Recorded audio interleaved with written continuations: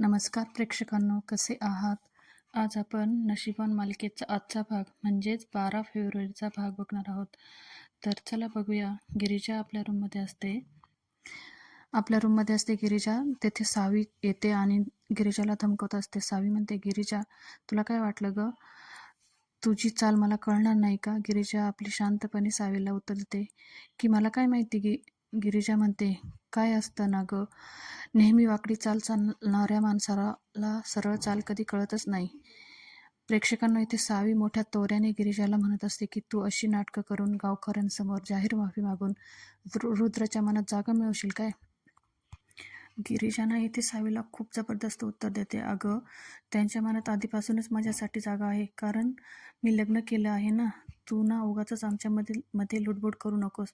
आम्ही देवा ब्राह्मणांच्या साक्षीने लग्न केलं आहे. नवरा बायको आहोत आम्ही. सावी चिडते आणि म्हणते, नवरा बायको आणि तुम्ही? खरंच? अगं, लग्न झाल्यापासून तू बायको म्हणून कोणती कर्तव्य पाडली आहेस? असं काय केलं आहे रुद्रसाठी? आणि लग्न झालं तेव्हापासून तुम्ही वेगळे राहतात आणि तुला काय वाटतं आमचं नवरा बायकोंचं नातं आहे? प्रेक्षकांनी इथे सावी गिरिजाला म्हणते की लग्न तुझ्यासाठी फक्त एक ॲडजस्टमेंट आहे, त्यामुळे तू काय जास्त रुबाब करायचा नाही. सावी म्हणते, तर तू माझ्या रुद्रच्या आयुष्यात आली फक्त आणि फक्त एक वाईट स्वप्न आहे. माझा रुद्र आबासाहेबांना शब्द दिला म्हणून लग्न केलं आहे तुझ्याबरोबर. रुद्र खरंच खूप चांगला माणूस आहे, त्यामुळेच तुझी ही असली नाटकं तो सहन करत आहे. सावी गिरिजाला म्हणते, मी शेवटचं सांगते, तू स्वतःहून त्याच्या आयुष्यातून निघून जा, नाहीतर तुला त्याच्यापासून दूर करायला मला काहीच वेळ लागणार नाही. प्रेक्षकांना सावी येथे सरळ सरळ गिरिजाला धमकी देत असते. सावीच्या हातात फोटो असतो गिरिजाच्या आणि रुद्रच्या लग्नाचा. गिरिजा सावीच्या हातून फोटो घेऊन बघत असते, पण गिरिजाच्या हातून सावी फोटो हिसकावून घेते आणि तिच्या देखत 2 तुकडे करते. प्रेक्षकांनो, सावी येथे लायटर घेऊन गिरिजाचा फोटो जाळत असते आणि गिरिजाला म्हणत असते, मी फक्त तुझा फोटो जाळला आहे. उद्या मी तुझा आणि रुद्रच्या लग्नाची गाठ जाळायला मागे पुढे बघणार नाही. गिरिजा सावीला म्हणते, काय ग तू? अनुभवातून तू काहीच कधी शिकत नाही. प्रेक्षकांना येथे सावीची चांगली जिरते, कारण तिने जो गिरिजाचा फोटो जाळलेला असतो ना, तो जवळजवळ तिच्या हातापर्यंत येतो आणि तिला चांगलाच चटका बसतो.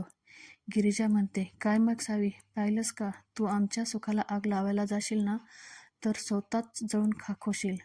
तुला ना आम्हा दोघांना वेगळं करायला ह्या जन्मात तरी जमणार नाही. जा, पुढच्या जन्मात प्रयत्न कर. चल, निघ इथून. सावी म्हणते की गिरिजा, मी तुला संपवल्याशिवाय कुठेही जाणार नाही. तू तुझ्या शब्दांवर ताबा ठेव. अगं, तुझी लायकी तरी आहे का माझ्यासमोर उभं राहून मला बोलण्याची? प्रेक्षकांनो, येथे गिरिजा तिला अडवायला जाते, तर सावी तिच्यावर हात उगारते. तेवढ्यात तेथे रुद्र येतो आणि सावीचा हात पकडतो. सावीला म्हणतो, काय करते काय तू? काय समजते? तुला समजत नाही का? रुद्र म्हणतो, तू माझ्या बायकोवर हात कसा काय उगारू शकतेस? तू एक स्त्री आहे म्हणून तू वाचली. तुझ्या ठिकाणी दुसरा कोणी असताना तर उभा चिरला असता मी. सावी गयावया करून रुद्रला म्हणते, रुद्र, अरे काय बोलतो आहेस तू? रुद्र, तुला माहिती आहे ना मी तुझ्यावर किती प्रेम करते, आणि हिचं प्रेम तरी आहे का रे तुझ्यावर? सावी रुद्रला म्हणते, लोकांसमोर लग्न केलं आहे म्हणून ह्या नात्याचं ओझं घेऊन जगण्याची काहीच गरज नाही. रुद्र सावीला म्हणतो, कोण म्हटलं तुला मला ह्या नात्याचं ओझं झालं आहे? रुद्र सावीला म्हणतो, मी तुला सांगून ठेवते, तू माझ्या आणि माझ्या बायकोच्या नात्यामध्ये यायचं नाही. माझ्या बायकोशी नीट बोलायचं, नाही तर गाठ माझ्याशी आहे. प्रेक्षकांनो, इथे सावी रुद्रला खूप समजावण्याचा प्रयत्न करते की रुद्र, प्लीज माझं एकदा ऐकून घे, पण रुद्र सावीचं काहीही ऐकून घेत नाही. रुद्र सावीला म्हणतो, तू आत्याच्या मैत्रिणीची मुलगी आहेस, पाहुणी आहे आमच्या घरची, पाहुण्यासारखी राहा, आणि जे कामासाठी तू इथं आली आहे ना, त्यावर फोकस कर. आमच्यामध्ये लुडबुड अजिबात करायची नाही. मला अपेक्षा आहे की तुला आता सगळं समजलं आहे. तुला समजलं असेल तर तू इथून जाऊ शकतेस. प्रेक्षकांना सावी इथून तावाने निघून जाते. रुद्र गिरिजाला म्हणतो, गिरिजा सॉरी. गिरिजा म्हणते, तुम्ही कशाबद्दल सॉरी म्हणताय रुद्र? रुद्र म्हणतो, सावी तुझ्याशी अशी वागली त्यासाठी मी माफी मागतोय. गिरिजा म्हणते, तुम्ही का माफी मागताय? आणि तिच्या वतीने रुद्र म्हणतो, नाही गिरिजा, मी तिच्या वतीने नाही माफी मागत. मला तुमच्यासोबत कोणी असं वागलं की सहन होत नाही. गिरिजा, खरं तर मी तुम्हाला हे सांगायला आलो होतो की आज तुम्ही बाहेर जे काही केलं ना, आबासाहेबांची माफी मागितली, त्यांच्याबद्दल तुमच्या मनातले गैरसमज दूर झाले, त्यामुळे माझ्या मनावरचं खूप मोठं ओझं कमी झालं आहे. त्यामुळे मी तुमचे धन्यवाद करतो. गिरिजा म्हणते, रुद्र, तुम्ही मला जाणीव करून दिली म्हणूनच मी हे सगळं करू शकले. रुद्र म्हणतो, गिरिजा, तुम्ही सगळ्यांसमोर माफी मागण्याची काहीच गरज नव्हती. गिरिजा म्हणते, रुद्र, हे माझ्यासाठी खूप गरजेचं होतं ना. तरी तो म्हणतो, असली काही करायची गरज नव्हती. पण मला ह्यात आनंद वाटतो की तुम्ही माझ्यात आणि आबासाहेबांमध्ये कधीच अंतर येऊ देणार नाही, याची मला खात्री पटली आहे. गिरिजा म्हणते, रुद्र, मी ह्या घरची सून आहे ना, आणि माझे हे कर्तव्य आहे. मी फक्त ते केलं. रुद्र खूप आनंदी होता आणि म्हणतो, तुम्ही मला आज जगातला सर्वात मोठा आनंद दिला आहे. आजचा दिवस मी कधीच विसरणार नाही. प्रेक्षकांना रुद्र येथे गिरिजाला म्हणतो, ठीक आहे, आपलं लग्न झालं असलं तरी आपल्यात नवरा बायकोंचं नातं नाही आहे, पण आपण एक चांगला मित्र तर नक्कीच होऊ शकतो ना. रुद्र गिरिजाकडे मैत्रीचा हात पुढे करतो, पण गिरिजा म्हणते, आपण फक्त मित्र नाही तर बेस्ट फ्रेंड आहोत. प्रेक्षकांना दुसऱ्या सीनमध्ये आपण बघणार आहोत की नागेश्वर त्याच्या फोटोसमोर उभा असतो आणि म्हणत असतो की ह्या पोरीने लईच कोड्यात टाकलं राव. तिने हार मानली आहे असं दाखवलं, पण मला खात्री करून घ्यावी लागेल. तेवढ्यात तेथे गिरिजा येते. गिरिजा मनातल्या मनात म्हणत असते, गनिमी काव्याने मी कशी तुमच्यावर मात करणार आहे तुमचे तुम्हालाच कळणार नाही. तुम्ही कितीही विचार केला तरी. आणि गिरिजा म्हणते, आबासाहेब, तुम्ही मला बोलवलं का? नागेश्वर घोरपडे गिरिजाकडे एकदम अशी तिरस्कार नजर टाकतो. नागेश्वर म्हणतो, हा, ते मला तुम्हाला विचारायचं होतं. तुम्ही अचानक माघार कशी काय घेतली? कारण तुम्हीच तर म्हणाला होता ना, आमचा खरा चेहरा जगासमोर आणल्याशिवाय मी शांत बसणार नाही. प्रेक्षकांना येथे गिरिजाला आठवतं की ती नागेश्वर घोरपड्यांना म्हणाली होती की तो दिवस जास्त लांब नाही ज्या दिवशी मी तुमचा खरा चेहरा जगाच्या समोर आणेल. नागेश्वर म्हणतो, आमच्या विरोधात तुम्ही तर पुरावे शोधणार होतात. गिरिजाला येथे पुन्हा आठवतं की ती नागेश्वरला म्हणत असते की जोपर्यंत तुमच्या विरुद्ध पुरावे शोधत नाही तोपर्यंत मी स्वस्थ बसणार नाही. नागेश्वर गिरिजाला म्हणतो, कुठं गेलं ते सगळं? गिरिजा नागेश्वरला म्हणते, सॉरी आबासाहेब, लहान तोंडी मोठा घास घेतला होता मी. नागेश्वर लगेच गिरिजाला म्हणतो, हेच तर मी कधीपासून तुम्हाला सांगत होतो. खरंच हुशार आहेस, मानलं मी तुला. सगळ्यांसमोर आमच्या डोक्यावरती पाय ठेवून माफी मागितली. प्रेक्षकांनी ते नागेश्वर गिरिजाला म्हणत असतो की मुंगीने कधीही हत्तीशी वैर घेऊ नाही, कारण हत्तीला कशाचाच फरक पडत नाही, पण मुंगीच्या मात्र नांग्या तुटतात. गिरिजा खूप शांतपणे म्हणते, बरोबर आहे तुमचं आबासाहेब, मी कधीच तुमच्यापुढे टिकू शकणार नाही हे मला समजलं आहे. पण गप्प बसेल तो नागेश्वर कुठला? नागेश्वर म्हणतोय, पण तुला तर सगळंच माहिती आहे ना माझ्या बाबतीत. गिरिजा म्हणते, त्याचा काय उपयोग आहे? मी माझ्या नवऱ्यासमोर सुद्धा सिद्ध करू शकले नाही. गिरिजा म्हणते, मी कितीही हातपाय मारले तरी माझ्या हातात काहीच लागणार नाही हे कळून चुकलं आहे मला. त्यापेक्षा एवढा चांगला नवरा, प्रेम करणारा नवरा मला मिळाला आहे ना, मी त्याच्याबरोबर सुखाचा संसार करेल. आणखीन काहीच नको आहे मला. येथे नागेश्वर गिरिजाला म्हणतो, फक्त तुझ्याकडे 6 महिने आहे. गिरिजा म्हणते, हो माहिती आहे मला, फक्त 6 महिने. 6 महिन्यानंतर मी कुठेतरी लांब निघून जाईल. नागेश्वर म्हणतो, काय लांब निघून जाणार तू? अगं पण तू तर म्हटली होती ना, तुझ्या वडिलांच्या गुन्हेगाराला शिक्षा दिल्याशिवाय तू शांत बसणार नाही म्हणून. गिरिजा म्हणते, जी शपथ पुरी होऊ शकणार नाही ती लक्षात तरी कशासाठी ठेवू मी? आबासाहेब, मला तर काही झालं तर माझ्या बाबांना काय वाटेल? माझी तर एवढीच अपेक्षा आहे की त्यांच्या आत्म्याला शांती मिळावी, बस. नागेश्वर गिरिजाला म्हणतो, विचार फार चांगला आहे तुझा, पण हा नागेश्वर घोरपडे सहजासहजी कोणावरही विश्वास ठेवत नाही. गिरिजा म्हणते, आबासाहेब, मी कितीही बोलले तरी तुम्हाला ते पटणार नाही, पण माझ्या वागण्यातून, कृतीतून तुमच्या लक्षात येईल ना की मी हार मानली आहे. आबासाहेब, तुम्ही ना माझ्यासाठी फक्त माझ्या रुद्रांचे आबासाहेब आहात आणि त्यांचे दैवत, माझे सासरे आहात तुम्ही. नागेश्वर गिरिजाला म्हणतो, अरे वा, एका दिवसात तुम्ही तर खूपच लांब मजल मारली. पण समजा उद्या जर तुम्हाला आमच्या विरोधात एखादा पुरावा सापडला आणि तुला जर असं वाटलं की त्या सूत्रावरून तू स्वर्ग गाठशील, तर एक गोष्ट नेहमी लक्षात ठेवायची, तुझ्या बापाला तू गमावलं आहे, पण तुला एक भाऊ आहे आणि तो जिवंत आहे.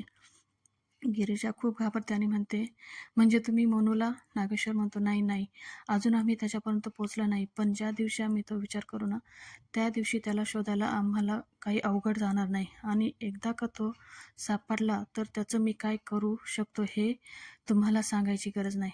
प्रेक्षकांना गिरिजा येथे खूप घाबरते आणि म्हणते, नाही आबासाहेब, माझ्या बाबांचं काय झालं हे मी माझ्या डोळ्यांनी पाहिलं आहे. मी माझ्या भावाचं असं काही होऊ देणार नाही. माझ्या लक्षात आलं आहे तुम्हाला काय सांगायचं आहे ते. मी यापुढे तुमच्याविषयी कधीही गैरसमज करून घेणार नाही, याची मी नेहमी काळजी घेईन. नागेश्वर गिरिजाला म्हणतो, जा तू, माझं बोलणं झालं आहे. प्रेक्षकांना गिरिजा तेथून निघून जाते, पण निघताना तिच्या मनात विचार चालूच असतात. तू माझ्या भावापर्यंत पोचण्या अगोदरच मीच तुला पोचवणार आहे. पापाचा घडा भरला की तो असाच डगमगत असतो. तुला माहिती आहे, हत्तीला जर मुंगी चावली तर तिच्या नांग्या तुटणारच, पण तीच मुंगी जर हत्तीच्या कानात शिरली ना तर हत्तीला कपाळमोक्ष करून घ्यावा लागतो. नागेश्वर, हे तू विसरू नको. मी फक्त एक संधीची वाट बघत आहे की तुझ्या कानात शिरून तुला तडफडायला लावणार आहे. प्रेक्षकांना इथे नागेश्वरला फोन येतो. फोनवर सुभान असतो. नागेश्वर म्हणतो, काय सांगता, हे काय निघालोच आम्ही? आणि इथे मिस्किलपणे हसतो. आपण बघणार आहोत की गिरिजा स्वयंपाकघरात भाजी करत असते आणि तेथे वासंती येते. गिरिजाचं खूप कौतुक करते की किती छान भाजीचा घमघमाट सुटलाय. गिरिजा, मला एकदा बघायला पाहिजे की तू भाजीत काय टाकत ते. गिरिजा म्हणते, आई, मी कितीही काही केलं तर तुमच्या हातची चव थोडीच येणार आहे माझ्या हाताला. वासंती म्हणते, बरं बरं, एवढं हरभऱ्याच्या झाडावर नको चढू मला तू. गिरिजा म्हणत असते, अहो खरंच की, शेवटी आईच्या हातची चव आहे ना ती. वासंती इकडे तिकडे बघते आणि गिरिजाला म्हणते, गिरिजा, तू सोबत असशील तर. आणि तेवढ्यात तेथे रुद्र येतो. रुद्र म्हणतो, आई साहेब, काय झालं? कोणाच्या सोबत असता तर? कोणाबद्दल बोलता आहात? वासंती म्हणते, अरे तुझ्यासोबत काही नाही. इतक्या दिवस तू एकटाच NGOचं काम करतोय ना, तर मला असं वाटत होतं की आता इथून पुढे गिरिजाही तुला मदत करेल. रुद्र म्हणतो, आई साहेब, विचारताय काय? मला तर आवडेलच गिरिजा आणि मला मदत केलेली, पण त्यांची इच्छा विचारली पाहिजे ना. वासंती म्हणते, अरे रुद्र, ती कशाला नाही म्हणेल? वासंती गिरिजाला डोळ्याने इशारा करते. गिरिजाला समजते. गिरिजा म्हणते, हो, मला आवडेल ना. तसंही मी NGOमध्ये डबे घेऊन जातेच की. मी जर NGOमध्ये गेले तर घरातील सगळे कामं तुमच्यावर पडतील ना हो आई. वासंती म्हणते, अगं गिरिजा, इतक्या दिवस मीच करत होते ना ही कामे. मला सवय आहे, मला काही त्रास होणार नाही, त्यामुळे तू माझी काळजी करू नकोस. आणि कसं आहे, तू NGOमध्ये गेली रुद्रसोबत तर रुद्रलाही खूप मदत होईल ना. पुढे दाखवतात की सुभानराव आणि पोलीस त्यांच्या गाडीच्या ड्रायव्हरला घेऊन आलेले असतात. नागेश्वर म्हणतो, हा आपल्या टेम्पोचा ड्रायव्हर बबन ना, याने काय केलं? सुभानराव म्हणतो, साहेब, याने तर आपल्या धाकल्या मालकांच्या टेम्पोमध्ये दारूच्या बाटल्या ठेवल्या होत्या. पोलीसही नागेश्वरना म्हणतात, हो ना साहेब, हा किती दिवसाचा फरार होता. आम्ही त्याला शोधतच होतो, आत्ता सापडला हा, आणि त्याने गुन्हाही कबूल केला आहे. नागेश्वर बबनला उठवतो आणि म्हणतो, अरे तू असा कसा वागू शकतो? मी घरातल्या माणसासारखं तुम्हाला वागवतो, कधीही तुम्हाला काही कमी पडू देत नाही, तरी तुम्ही आमच्या पाठीत खंजीर खुपसला. आणि इथे नागेश्वर बबनला खूप मारतो. किचनमध्ये गिरिजा, रुद्र आणि वासंतीला ऐकायला येतं की बाहेर काहीतरी गडबड आहे. ते सगळे बाहेर येतात. बाहेर नागेश्वर बबनला मारतच असतो. रुद्र तेथे येतो आणि म्हणतो, आबासाहेब, काय झालं? का मारत आहात तुम्ही त्याला? नागेश्वर म्हणतो, चिरंजीव, अहो बघा ना, आम्ही याच्यावर विश्वास ठेवला आणि याने. प्रेक्षकांनो, नागेश्वरने येथे बबनला नाटक करायला लावलेलं असतं. मग बबन म्हणतो, साहेब प्लीज मला माफ करा, माझ्याकडनं चूक झाली, पुन्हा मी अशी चूक कधीच करणार नाही. नागेश्वर म्हणतो, तुला कसं माफ करायचं? तू आमच्या विरोधात गेला असता तर एक वेळेस मी तुला माफ केलं असतं, पण तुम्ही आमच्या चिरंजीवांना फसवायला निघालात. तुमच्यामुळे त्यांना जेलला जावं लागलं. कसं माफ करणार? आम्ही तुम्हाला जगाशी लढू शकतो, पण घरातल्या माणसांचा आमच्यावरचा विश्वास उडाला तुमच्यामुळे. रुद्र आबासाहेबांना सावरतो आणि म्हणतो, आबासाहेब शांत व्हा. बबन पुन्हा म्हणतो, साहेब माफ करा मला, माझ्याकडनं खरंच खूप मोठी चूक झाली. हे सगळं गिरिजा बघत असते आणि मनातल्या मनात विचार करते, गिरिजा, शिकून घे नागेश्वर कसा वागत आहे, कसा खेळत आहे, कारण तुला ह्याच माणसाच्या विरोधात लढायचं आहे. सुभानराव म्हणता, हो साहेब, ह्याने ऑपोजिशनवाल्याकडनं पैसे घेतले होते तुम्हाला तिकीट नाही मिळावं म्हणून. नागेश्वर म्हणता, हो सुभानराव, चुलीत गेलं ते तिकीट, ह्यांच्यामुळे आमचं घर तुटायची वेळ आली आहे. नागेश्वर रुद्रला म्हणतो, बघितलं का चिरंजीव, आम्ही यांच्यावर विश्वास टाकला आणि यांनीच आम्हाला दगा दिला. बबन गयावया करतो, साहेब मला माफ करा, माझ्याकडनं खूप मोठी चूक झाली. पुढे वासंती आणि गिरिजा मंदिराच्या बाहेर भेटतात. गिरिजा म्हणते, आपण आपला प्लॅन नको बदलायला. गिरिजा म्हणते, तुम्ही लिहा ती चिठ्ठी, मी सुद्धा रुद्रला घेऊन एनजीओमध्ये जाते आणि मुद्दामून डबा विसरून जाते. वासंती खूप घाबरते आणि म्हणते, वेळ चुकणार नाही ना गं गिरिजा, नाहीतर माझं काही खरं नाही. गिरिजा मनातल्या मनात म्हणत असते, नागेश्वरचा आज पर्दाफाश झालाच पाहिजे रुद्रसमोर. आजची मालिकेचा भाग येथे संपतो. उद्याच्या भागात कालचंच दाखवलेलं असतं. आजही दाखवतात की गिरिजा वासंतीला म्हणत असते की आपलं ठरल्याप्रमाणे मी रुद्रला वेळेत घरी घेऊन येईन, तुम्ही फक्त हिंमत हारू नका. दुसरीकडे दाखवतं की नागेश्वर वासंतीचा गळा आवळतो आणि म्हणत असतो की तुम्ही गिरिजाला चिठ्ठ्या लिहून आमच्या विरोधात छुपी मदत करत आहे ना. त्याच वेळेस नेमका गिरिजा रुद्रला घरी घेऊन येते आणि रुद्र